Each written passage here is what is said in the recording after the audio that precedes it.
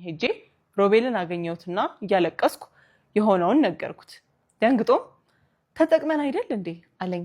አዎ ግን ሐኪሟ ሁሌም 100% አይሰራም ነው የምትለኝ። እሺ አሁን ምን አባቴ ነው የማደርገው አልኩትኝ። እጆቼን ይዞ ይሄ የጋራ ውሳኔ ነው። እኔ እንዲህ አድርጊ ብዬ የመጫን መብቶ የለኝም። አንቺ ያልሽው ይሆናል። ጽንሱን ማቋረጥ የምትፈልጊ ከሆነ እስከ መጨረሻው ከጎንሽ ነኝ።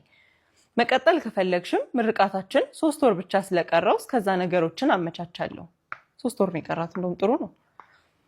ለ1 ዓመት ዊዝድሮ ትሞይና ትመለሻለሽ። ሳትጨናነቂ ያስቢበትና ደውይልኝ፣ በማንኛውም ሰዓት ታገኘኛለሽ ብሎኝ ሄደ። ለምን ሄደ? እንኳንስ እንዲህ የሚያጽናና የተስፋ ቃል ሰጥቶኝ ይቅርና ካልታቀደ እርግዝናና ከምጥ በላይ የምፈራው ውርጃ የሚባለውን ነገር ስለሆነ እርግዝናውን በመቀጠል ተስማምተን የቀረኝ ሴሚስተር ላይ እንዳተኩር ተነጋግረን ተለያየን። ከ3 ወራት በኋላ ሮቤል ተመርቆ ከግቢ ወጣና ወደ ቤተሰቦቹ ሄደ። የዛን ቀን ጠዋት ላይ አግኝቶኝ አይዞሽ እሺ የኔ እናት፣ ሐዋሳ ብዙም አልቆይም፣ ቢበዛ 3 ሳምንት ነው። ከዛ ተመልሼ መጥቼ እዚሁ ስራ ጀምራለሁኝ፣ ቤት እንከራያለን፣ እንደ ንግስት ነው የምንከባከብሽ ብሎ ግንባሬን ስሞኝ ሄደ። ቃሉ በጣም ሀርት ዋርሚንግ። ከሰዓቱ ግቢ ውስጥ ስንንቀሳቀስ የሚያዩኝ ተማሪዎች ሁሉ በሐዘኔታ ከንፈር ሲመጡልኝ ሮቤል በመሄዱ አሳዝኛቸው መስሎኝ ነበር። ለካስ ሮቤል ተሳፍሮበት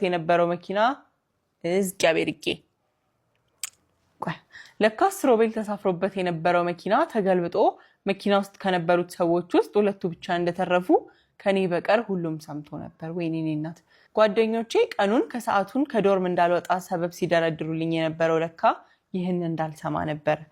የኋላ መርዶይን ሲነግሩኝ ሮቤል እኔን ትቶ አይሄድም ብዬ ግቢውን በጠበጥኩት። ምናልባትም ተርፈዋል ከተባሉት 2 ሰዎች አንዱ ይሆናል ብዬ ተስፋ አድርጌ ነበር፣ ግን አልተሳካልኝም። ስታሳዝን። ልጁን በሆዴ ፍቅሩን በልቤ እንዳስቀመጠ እስከ ዘላለሙ ተለየኝ። very sad። ሰማይ ምድሩ ተገለባበጠብኝ። አማራጭ ስለሌለኝ ሴሚስተር ሲያልቅ ዊዝድሮዋል ሞልቼ ወደ ቤተሰቦቼ ሄድኩና የሆነውን ሁሉ ነገርኳቸው። ወግ አጥባቂ ስለሆኑ በሐዘኗ ላይ ሌላ ሐዘን ነው የሚጨምሩባት፣ አክሰፕት የሚያደርጓት አይመስለኝም። አባቴ እንዳንቺ አይነት ወራዳ ልጅ የለችኝም፣ መውጫ መግቢያሽን እየተቆጣጠርኩ ቆንጥጬ ያሳደግኩሽ ዲግሪ እንጂ ዲቃላ ይዘሽ እንድትመጪ አይደለም፣ ከእንግዲህ ወዲህ በእኔ ስም አትጠሪም ብሎ ፊቱን አዞረብኝ። አሁን ነው ሰማይ ምድሩ የሚገለባበጥባት ልጅቷ ማርያም። ስታሳዝን ግን ከእንግዲህ ወዲያ በእኔ ስም አትጠሪም ብሎ ፊቱን አዞረብኝ። እናቴም ምንም ብታዝንልኝም ከአባቴ ቃል መውጣት ስለማትችል አብራ ፊት ነሳችኝ። ወንድሞቼ ከስንት የሰፈር ጎረምሳ ተከላክለን እንዳላስተማርንሽ እንዴት እንደዚህ ታዋርጅናለሽ ብለው ወረዱብኝ። በተለይ አባቴ እዚህ ከቆየሽ በእጄ ሰበብ ትሆኛለሽ፣ 2 ነፍስ አጥፍቼ መጠየቅ አልፈልግም፣ ዲቃላሽ እንዳያሽ ከቤቴ ውጪ ብሎ አንባረቀብኝ። ያቺ በሌሊት ወጥቼ አደጋ እንዳይደርስብኝ በቅፏ ታሳድረኝ የነበረችው እናቴ እንኳን ዛሬ በቀን ስባረር አልቅሳ ማስቀረት እየቻለች በዝምታ አየችኝ። እሷም ተናዳ ነው የሚሆነው። በህይወት እስካለው ድረስ ወደዚህ ቤት ላልመለስ ምጌ የምሬት ምራቄን ተፍቼ ወጣሁና ወደ አዲስ አበባ ተመለስኩኝ። ግቢ የሚያውቁኝ የኔም የሮቤልም ጓደኞች የቻሉትን ያህል ብር አሰባስበውልኝ አነስ ያለች ቤት ተከራየሁኝ። ለተወሰነ ጊዜ ያህልም የሰጡኝ ገንዘብ ስለነበር የምበላውና የምጠጣው አልቸገረኝም ነበር።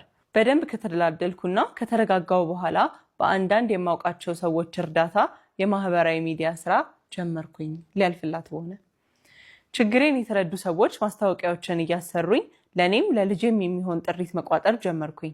ማስታወቂያዎች ላይ ስሳተፍ ያዩኝ የቴሌቪዥን ጣቢያዎች ደግሞ ያጋጠመኝን ችግርና የህይወት ልምዴ እንዳካፈል እየጋበዙኝ በአጭር ጊዜ ውስጥ የእውቅና ማማ ላይ መውጣት ቻልኩኝ።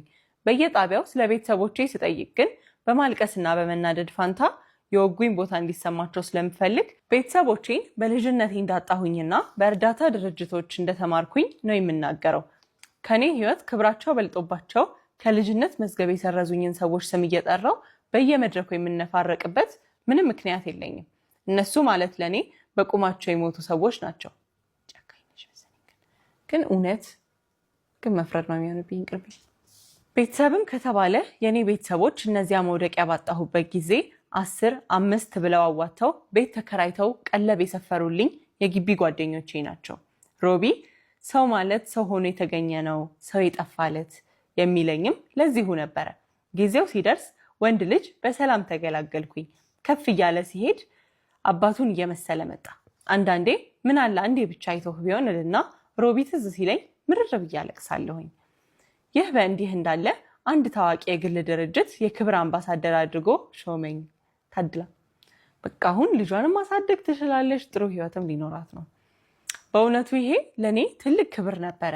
ከዚህ አምባሳደርነት ማዕረግ በኋላ ዝናውም ገንዘቡም ይበልጥ እያደገ መምጣት ጀመረ። ልጄ 6ኛ ወሩን የያዘ ሰሞን ቤቴ ሆኜ እያጫወትኩት እያለ ማናጀሬ እንግዶች እንደሚፈልጉኝና አስቸኳይ እንደሆነ ነገረችኝ። እነማን እንደሆኑና ለምን ጉዳይ እንደመጡ ስጠይቃት የግል ጉዳይ ስለሆነ ራሷን ነው ልናናግራት የምንፈልገው ነው የሚሉት አለችኝ።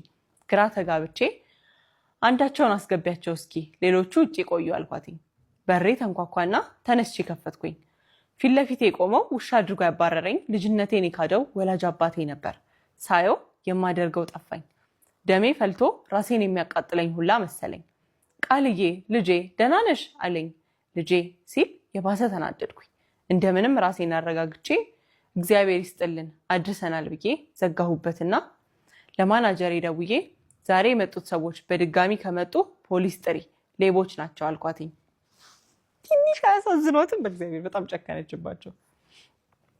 እንደሞቱ ራሴን አሳምኜ በሰላም እየኖርኩኝ ነበር። ሳላስበው መጥተው በጠበጡኝ። መቼስ ለማኝ ካልሆነ ሌላ ምን ስም ይሰጣቸዋል? እንኳንና ስንት በረሃብ የሚማቅቅ ባለበት ሀገር በገንዘቤ ጽድቅን መሸመት ስችል ተርፎኝ የምጥልበት ባጣ እንኳን ለእነዚህ አውሬዎች ሽራፊ ሳንቲም አልሰጥም ብዬ ለራሴ ቃል ገባው። ከመቼውም ጊዜ በላይ ልክ እንደሆንኩኝ ተሰማኝ። ከዚህ ውጪ ምንስ ማድረግ እችል ነበር? የዛሬ ባለታሪካችን ቃል ትንሽ ታሪኳ ከበድ ያለ ነው። ምክንያቱም እናትና አባትን አልፈልግም ብሎ መቁረጥ ቀላል አይመስለኝም።